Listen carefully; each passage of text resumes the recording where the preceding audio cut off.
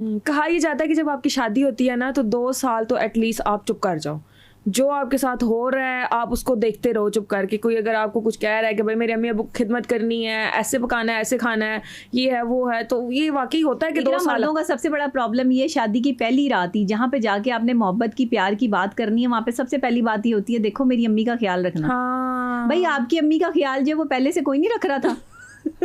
आपकी अम्मी का ख्याल जो इसी ने रखना है। भाई आपकी अम्मी का ख्याल आप खुद रखो, और अगर उस औरत को बताना भी है कि अम्मी का ख्याल रखे तो सुबह बता देना, एक दिन बाद बता देना।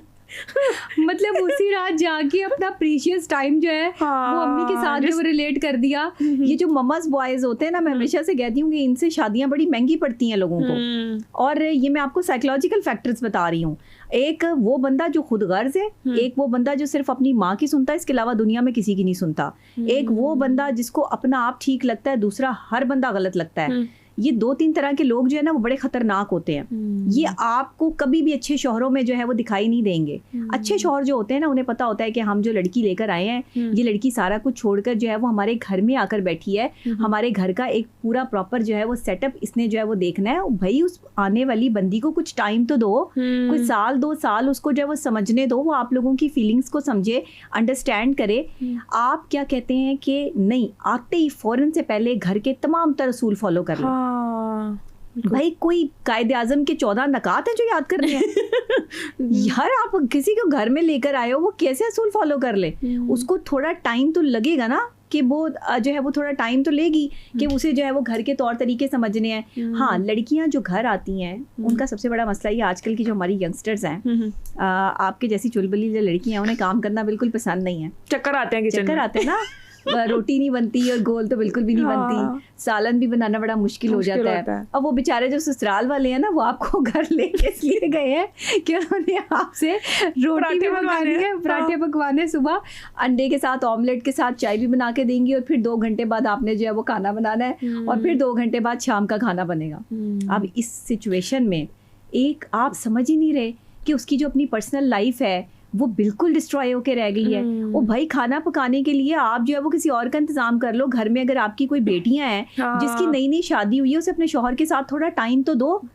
लेकिन आप तो आते ही, अच्छा 3रा दिन नहीं होगा शादी का, घर में एक जो है वो लड़की का आए हुए, उसको किचन का रास्ता दिखा देंगे, मीठा बना के दिखाओ, कैसे बनाती है हमारी बहू।